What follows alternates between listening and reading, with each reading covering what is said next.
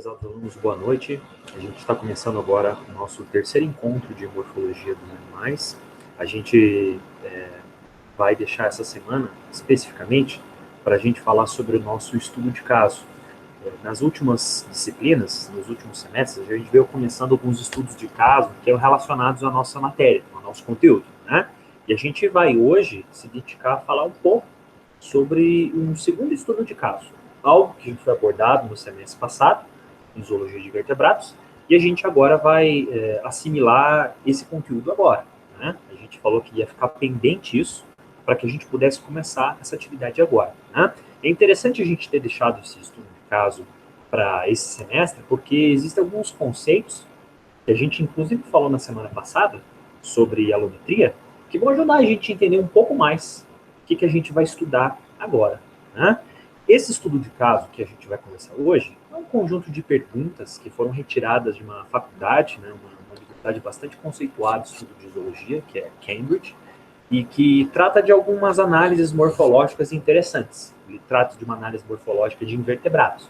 Foge um pouquinho do que a gente costuma trabalhar, né? Mas mesmo assim vai ser interessante para a gente entender alguns conceitos relacionados a arquétipo animal, certo? Dentre o material que a gente vai estudar hoje, tem algumas perguntas que o professor queria que vocês respondessem. A gente vai ter um espaço no AVA para que você possa identificar, para que você possa fazer um trabalho em cima disso, você colocar lá algumas respostas, tá? Eu vou colocar aqui os nossos slides, para que a gente possa visualizar, né? Para quem está chegando agora, boa noite, pessoal. A gente já começou a gravar. O professor hoje vai tratar sobre o estudo de caso, né? Eu vou só aqui compartilhar a nossa tela.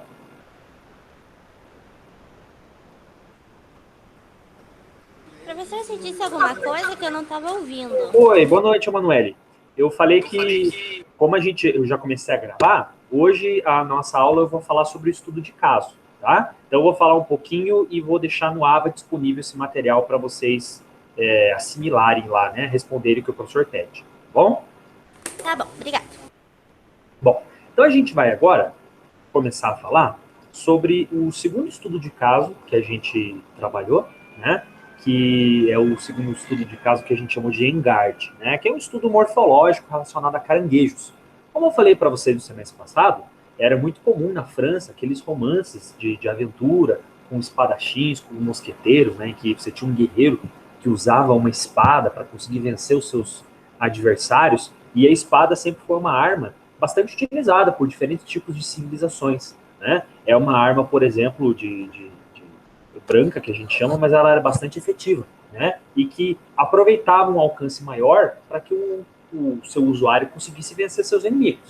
Na natureza, nós temos muitas coisas parecidas, né? Comportamentos animais que lembram algo como esgrimir, né? Na natureza brinca-se que alguns animais, como o caranguejo, são esgrimistas, porque eles têm uma mão desproporcionalmente maior do que o resto do corpo, e, portanto, eles são grandes espadachins, são grandes mosqueteiros, né? E a primeira parte do caso se trata disso, né? Então, a gente tem aqui a parte 1 do nosso estudo de caso, o mosqueteiro das praias, né? Vamos falar um pouco sobre um caranguejo específico, né?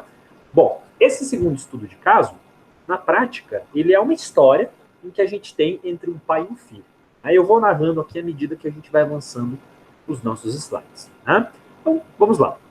John, um professor universitário, e o seu filho Pete, um calouro do ensino médio, ficaram intrigados com o combate de dois animais. Eles viram dois cervídeos, que eram das espécies Cervus canadensis e Alces alces, brigando em vários documentários de televisão. Eles até testemunharam dois carneiros selvagens, Onyx canadenses, lutando entre si durante as férias em Montana 2 anos atrás. Nesse fim de semana em particular, John decidiu levar Pete para acampar na costa da Carolina do Sul. O plano era montar acampamento e passar a tarde explorando e brincando no oceano. A tarde estava ensolarada e bonita. John e Pete tiveram a oportunidade de examinar a areia em busca de dentes de tubarão e restos de caranguejo. Eles também riram de emoção ao observar pelicanos marrons mergulharem no oceano, na esperança de atordoar um peixe por comida. Foi divertido e emocionante. Essas duas figuras ilustram um pouco o caso que a gente está falando, né? É comum a gente ter documentário que mostra animais utilizando componentes diferentes na morfologia para se agredirem, né? Como os cervídeos, que tem uns galhos bastante grandes, usam para disputar espaço, fêmeas, né? E aqui, uma praia comum nos Estados Unidos, né? Em que você tem uma faixa grande de areia, você tem uma grande quantidade de vida animal ali, né? Quando a noite chegou, a praia ficou completamente escura. Mesmo dominando a escuridão, a praia ganhava vida à noite. John havia escolhido esse lugar para observar e estudar como os caranguejos, a espécie Pugilato-uca, usam suas grandes garras em batalha. Os caranguejos macho jovem têm uma grande garra que, às vezes, é tão grande quanto o resto do corpo. Como a figura 1, essas figuras aqui, mostram pra gente, né? John sabia que eles tinham essas armas extraordinárias. Ele queria vê-las pessoalmente. E a gente tem uma espécie de caranguejo que ele é famoso por ter uma das suas mãos, dos seus membros torácicos, né, bastante desproporcional ao resto do corpo. Você pode ver que ele tem uma mãozona com uma garra, e daí vem essa brincadeira com o nome, né? Então, pugilato, como se fosse, né, um boxeador, um esgrimista. Né? John e Pete observaram milhares de caranguejos espalhados pela praia. Alguns estavam ao lado de uma toca, prontos para se esconder, se o predador chegasse muito perto. Outros vagavam rapidamente, ocasionalmente se aproximando e desafiando os residentes das tocas.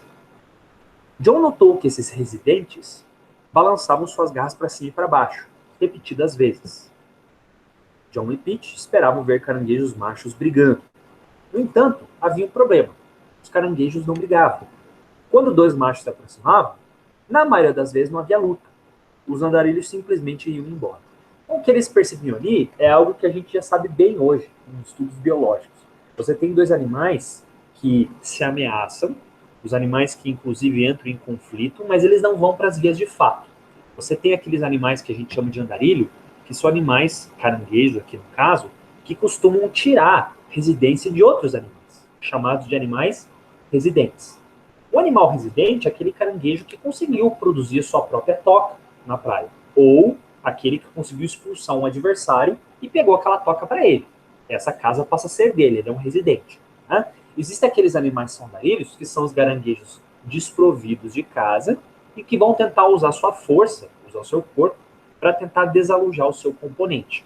É curioso porque, mesmo o caranguejo, ele tendo essa garra grande, portanto, podendo ser bastante agressivo, não acontece nada de fato, não acontece a violência por si só. Né? E isso é algo bastante interessante e que esse estudo aborda. Tá? Charles Darwin escreveu o seguinte no seu livro A Origem das Espécies, em 1859. Quão baixa na escala natureza essa lei da batalha desce, eu não sei. Jacarés do sexo masculino foram descritos em luta, berrando e girando, como os índios em uma dança de guerra, pela posse das mulheres. Salmões machos foram vistos brigando o dia todo. Os besouros de veado machos geralmente sofrem feridas das enormes mandíbulas de outros machos. A guerra é, talvez, mais severa entre machos de animais polígamos, e se esses parecem frequentemente fornecidos com armas especiais. É interessante porque, no livro Origem das Espécies, Darwin relata em vários casos situações, cenários, em que os animais, de fato, eles entravam em conflito. Né? Realmente eles entravam e se violentavam. Né? Animais que estavam disputando espaço, disputando energia, fêmea, que entravam para a via de fato. Mas, se você parar para pensar, não aconteceu a mesma coisa com o que a gente está falando do caranguejo. Né? Existe um conflito, mas os caranguejos não resolvem ali a coisa na violência por si só. Isso é curioso. Né? A guerra é, talvez, mais severa entre machos de animais polígamos, e esses parecem frequentemente fornecidos com armas especiais. Essa frase aqui é interessante. Né? Essa aqui é uma das perguntas que eu gostaria que vocês respondessem. Lá no AVA, o professor vai deixar um espaço para vocês responderem a primeira das questões de hoje. Né? Eu gostaria que vocês procurassem explicar o sentido biológico dessa frase e citassem um exemplo que vocês acreditam que tenha relação. Né? Quer dizer, animais que parecem fornecidos com armas especiais. O que a gente quer dizer com isso? Quando a gente está falando ali de animais que estão brigando pela sobrevivência. Né? Essa é a primeira das perguntas que eu gostaria que vocês respondessem. Aí a gente entra na segunda parte do nosso estudo de caso, né? Que é o caso aqui chamado de negócios na evolução.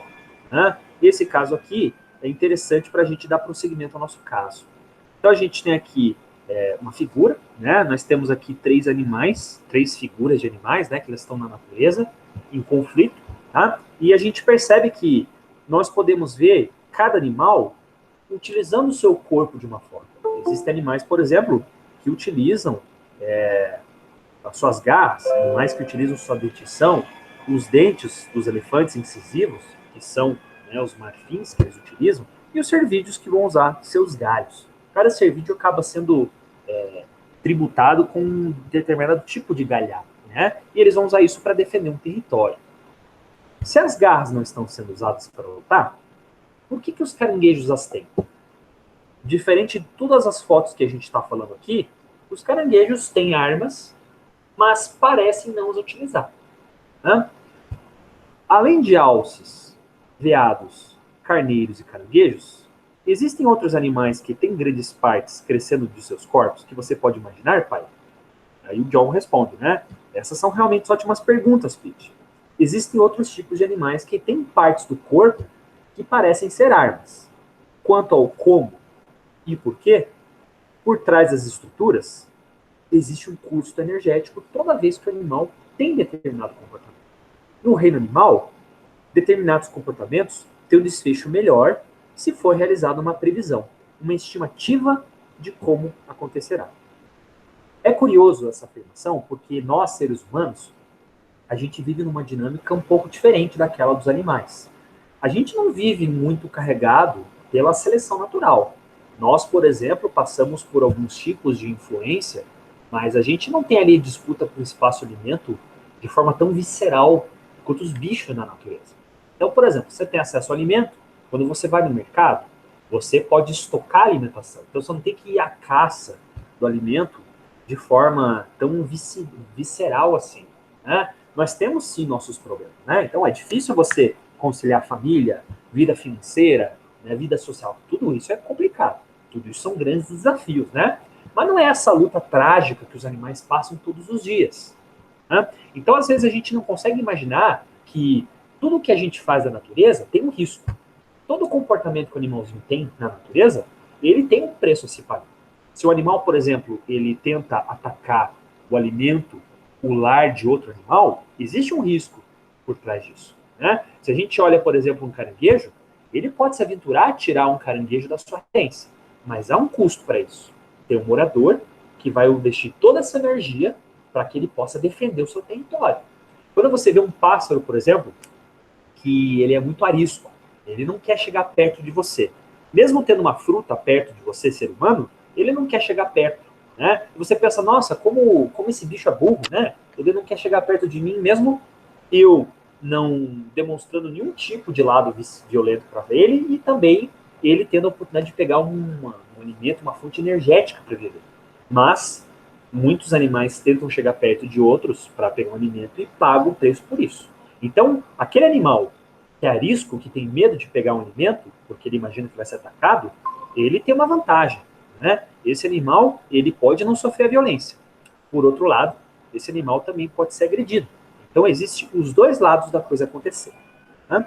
Continuando o caso, a gente tem aqui a continuação dele. Né? Vamos voltar o foco para os possíveis benefícios e custos de ter estruturas. A gente tem duas perguntas aqui que tem relação com o que a gente está conversando desse primeiro estudo. Né? Liste 2 animais específicos que você pode imaginar que possuem estruturas elaboradas que possam ser usadas como armas.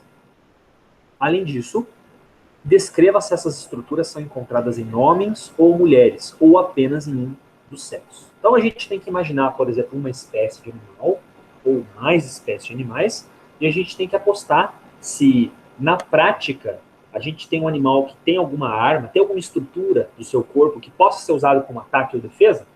Se essa espécie possui isso, essa estrutura é comum feminino e masculino, ou é só comum de um dos sexos? Isso é curioso. Né? Existem vários exemplos que a gente pode citar aqui. Eu peço 2 casos. Né? E a segunda pergunta que nós temos, a terceira, na verdade. Né? A primeira ficou lá para trás. Você acha que há um propósito específico para as estruturas?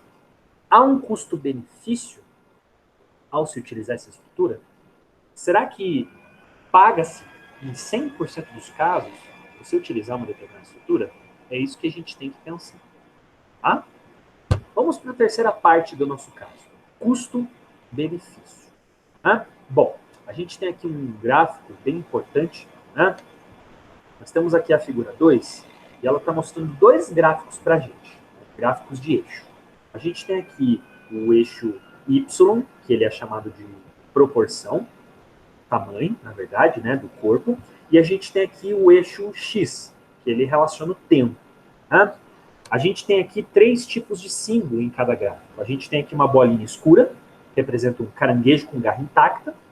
Nós temos aqui uma bolinha sem preenchimento, caranguejo sem garra, com massa adicional, colocaram no lugar da garra, colocaram um peso em cima do corpo dele. E um terceiro caso, que é um triângulo invertido, né? Caranguejo sem garra e sem massa adicional. Então você percebe, então tem primeiro um caranguejo que está 100%, a garra dele, aquela garra grande do pugilato, está intacta. A segunda, um caranguejo que foi retirado a garra e além disso tem um peso em cima dele, uma quantidade extra de massa, né? Algum peso que colocaram no seu corpo. E terceiro, um caranguejo que não tem a garra e também não tem essa massa. Tá? Vamos lá. Dois pesquisadores, Allen e Levin, 2007, testaram a capacidade de resistência de caranguejos, colocando-os para correr em esteiras a uma certa velocidade, até alcançarem a fadiga. É o que a gente está vendo aqui na curva 2, na figura 2, né? Tanto a A quanto a B. Então você tem aqui um gráfico que está mostrando aqui desde o tempo zero, coloca o caranguejinho em cima da esteira, né? E daí a gente começa a correr, né? Até aquele animal mostrar um cansaço. A partir desse momento, aí o animal é retirado da esteira. Né? A fadiga foi definida como o momento em que um caranguejo não era mais capaz de manter o ritmo da esteira. Então, o momento que o caranguejo cansou, chegou à exaustão, você chegou aqui na saturação dele. Né? No experimento do gráfico A, todos os caranguejos que foram utilizados eram do mesmo tamanho. Os grupos de tratamento para o experimento A incluem o seguinte, é o que a gente falou já, né? Caranguejos com sua principal garra intacta, mostrado como um círculo preenchido. Segundo grupo, caranguejos sem a garra principal e sem o peso adicional. A garra foi retirada no procedimento cirúrgico, né? Então, triângulo aberto abaixo não, né? É um círculo aberto. Não, é isso mesmo. É o triângulo invertido, né? E o terceiro, caranguejo sem garra maior, mas equivalente à massa adicional à carapaça. Tá? A gente não tem aqui, curva A tem uma saturação específica que a gente está mostrando. Né? O que a gente pode ver nessa figura? Na letra A gente percebe que existe um grupo específico, que é o triângulo invertido, caranguejo sem garra e sem massa adicional, ele tem um rendimento físico muito maior do que os outros grupos. Os caranguejos que não têm garra, que a garra foi retirada, e que não tem uma mochila nas costas, eles conseguiram correr muito mais antes de cansar do que os animais que têm a garra. Ou até mesmo aquele que não tem a garra, mas tem uma mochila nas costas, né? Ele correu menos também. O que a gente percebe daqui? Bom, a presença da garra ou um peso similar à garra atrapalha bastante o rendimento físico do caranguejo. Não é fácil esse animal ter essa garra para lá e para cá. Já percebemos isso. Né? Aqui no gráfico B, o que a gente percebe?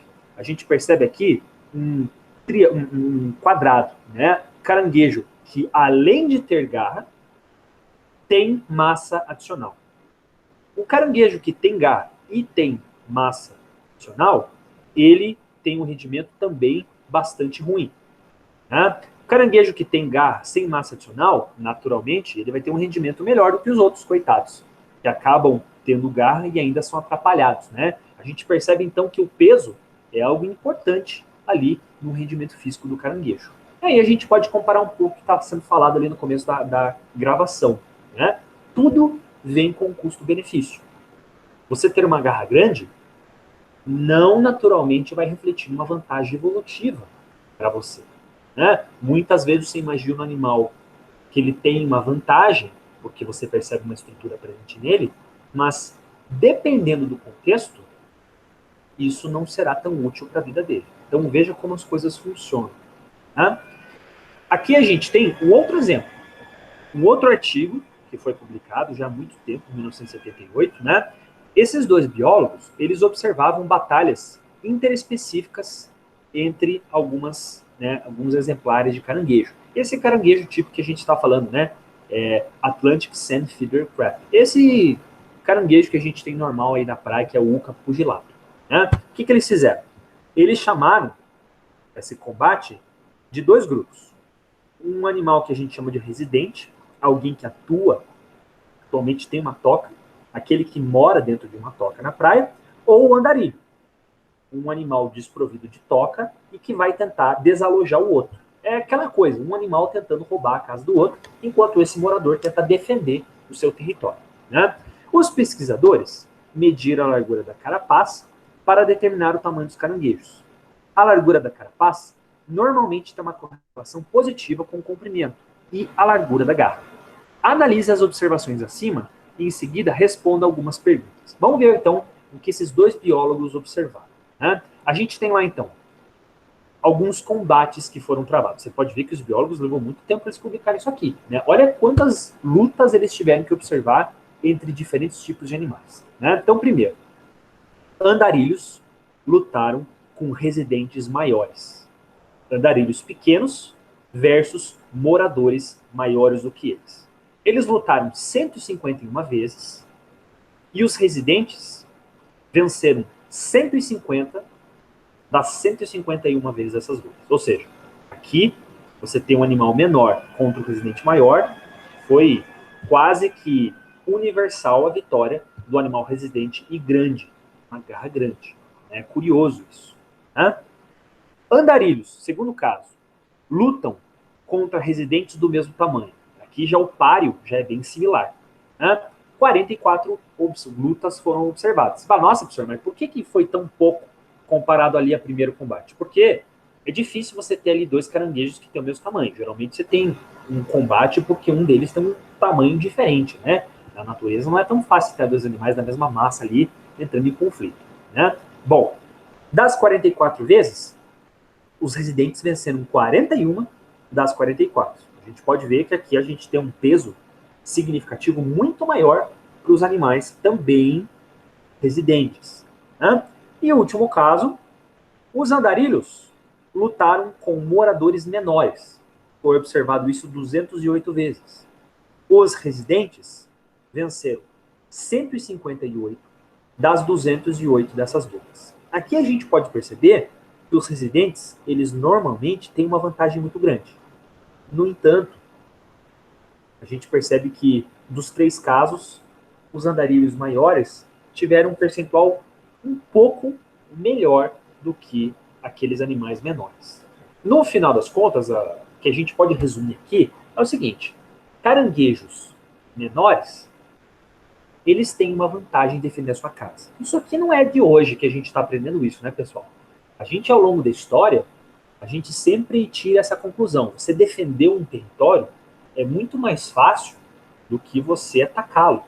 A gente já tem, desde os povos da antiguidade, documentários, livros e filmes que mostram, por exemplo, que um exército defendendo um castelo, ele geralmente tem mais vantagem do que um exército inimigo que tenta abordar, assaltar esse castelo. A gente sabe disso. Né? Você conta, por exemplo, com grandes vantagens defensivamente.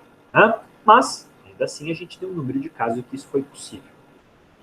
Baseado naquilo que a gente está conversando, você poderia dizer que um tamanho maior e, presumivelmente, um peso extra é caro para o animal?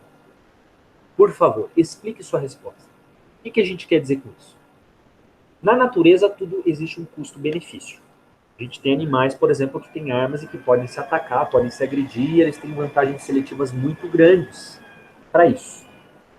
Nem sempre um tamanho maior garante uma vitória. Tamanho não é documento. Né? Mas, será que o tamanho ele chegaria a ser, em alguns casos, tão deletério que isso pode ser até caro para o animal? Ele pode até pagar uma situação de forma negativa? Não sei. A gente está analisando aquele exercício físico dos animais na esteira e a gente está analisando o combate entre esses animais. Não existe uma resposta 100% correta. Por isso que eu gostaria de ver vocês elaborarem a resposta baseada naquilo que vocês estão entendendo. Quarta pergunta. É possível que os caranguejos jovens, machos, possam mostrar quão grandes são as suas garras em comparação com outros concorrentes em potencial? E se assim for, os machos com garras maiores teriam que lutar com a mesma frequência?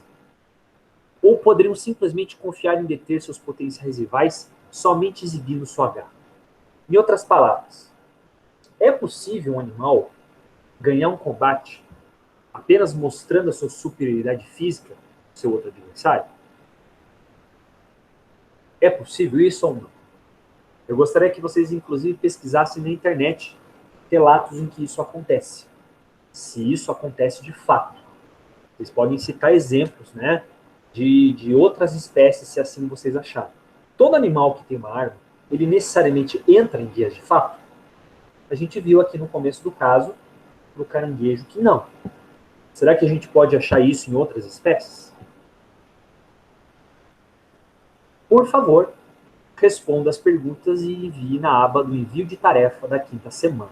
Esse aqui é um selo quando o Darwin foi para a ilha Ascension, né, que fica lá próximo da ilha de Galápagos, né?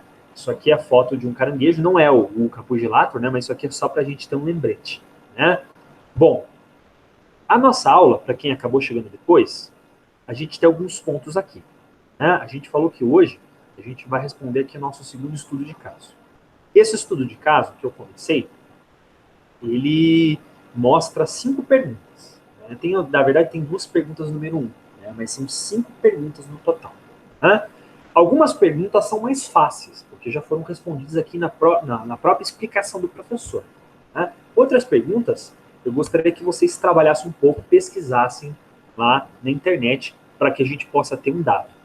Esses casos aqui, ele tem uma influência muito grande baseado naquilo que a gente conversou na semana passada. Aquele assunto, aquele conceito chamado alometria. O que é alometria?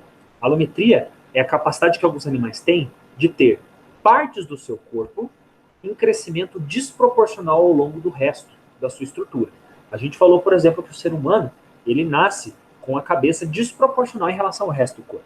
Então nós, nos primeiros meses de vida, no estágio intrauterino, nossa cabeça cresce de forma desproporcional.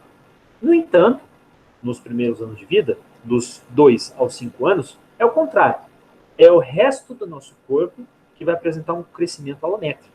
A gente começa a crescer nossos braços, nosso tronco, de forma desproporcional em relação à nossa cabeça, que já atingiu praticamente o tamanho máximo. Né? A gente tem outros pontos também. A gente tem outros animais em que a gente vê isso acontecendo. O bico das aves tem muitas espécies, como, por exemplo, psitacídeos, né? Papagaios, por exemplo, araras, um crescimento desproporcional em relação ao resto do corpo. Inclusive, nesse caso, é o que a gente conversou aqui. O caranguejo ele tem um tamanho, uma pinça, desproporcional em relação àquilo que ele apresenta no resto do corpo. A gente percebeu, no início do caso, que não é fácil para esse animal ter essa estrutura. Ah, professor, mas se não é fácil, então, por que ele evoluiu para ter essa garra tão grande? Bom, isso pode ser argumentado de várias formas. A gente não está falando que uma garra grande é algo desproposital para o bicho. Por algum motivo, a seleção natural selecionou esse tamanho de garra. Né? Se não for vantajoso para ele isso, daqui a alguns milhões de anos ele não vai mais estar aqui para contar essa história. Seleção natural é isso. Né? É a luta pela sobrevivência. Certo? Então eu gostaria que vocês observassem aquilo que o professor falou lá no começo da aula, né? E o que a gente terminou agora mostrando alguns dados de combates. Né? Os animais eles não entraram em vias de fato. Aquilo que a gente falou lá no começo do caso. Eles só entram em conflito ficando perto do outro, um vai medir o outro e aquele perdedor ele vai embora. Não há agressão de fato. Eles não usam violência. Né? E a gente viu também o rendimento físico deles em cima de uma esteira. Alguns animais apresentaram mais dificuldade em ter um rendimento físico do que outros. Tá? Esses são pontos importantes para a gente, que eu gostaria que vocês observassem. Tá? O professor agora vai dar aqui algumas instruções para vocês. Tá? Primeiro, esse estudo de caso aqui, assim como o último, ele vai ter o prazo de 1 semana para ser respondido. Mesmo porque a gente vai ter vários estudos de caso, né? Isso é importante que vocês resolvam. A gente, então, vai começar a abrir hoje o estudo de caso, dia 20, né? E a gente vai fechar esse estudo de caso no dia 26, que é a próxima sexta-feira, né? Vocês terão, na próxima semana, aquela semana de ciências biológicas muito interessante, aqueles encontros, né, profissionais para relato de experiências de profissionais, né, as biólogas, as pesquisadoras, vai ser uma coisa muito legal. Vocês já estão sabendo disso, certo? Certo. Acho que Sim, professor, a Dani mandou. legal. Então isso vai ser muito bom, muito positivo, né? Participem. Pelo que eu vi, a data vai ser do dia 20 ao dia, do dia 20, do dia 23 ao dia 25, certo? Então acho que são 2 dias de encontro. São 3 dias de encontro, na verdade, né? Não, de segunda a quinta-feira. Se hoje é dia 20, dia 23, 24, 25 e 26. Então a nossa aula é dia 27, na verdade, né? Nossa próxima sexta-feira, essa semana já vai ter passado. A gente na sexta-feira vai ter aula normal daí, né? O encontro vai de segunda-feira até quinta-feira, certo? E é isso, certo, pessoal? Vocês confirmam o que o professor está falando? Sim, aham. Isso mesmo, sexta-feira a gente tem encontro normal, né? E essas perguntas, elas vão ficar disponíveis para que vocês possam responder, então, até sexta-feira, certo? Na sexta-feira, às 8 horas, o professor fecha o caso, né? Então, a nossa nota vai ficar pendente de hoje até a próxima sexta-feira. Bom? Certo. A gente vai abrir um espaço no AVA para que vocês possam digitar as respostas de vocês. Como o professor falou, esse daqui, o estudo de caso, ele vai ser um componente importante da nossa nota. Então, eu peço que vocês caprichem, certo, pessoal? Outra observação importante que eu deixo aqui gravada na nossa live é o seguinte. A gente vai ter no dia 15, não, desculpe, no dia 17 de setembro, a nossa primeira aula prática, certo? A gente ia deixar agora para agosto, mas não foi possível, porque já tem muita gente pedindo encontro prático.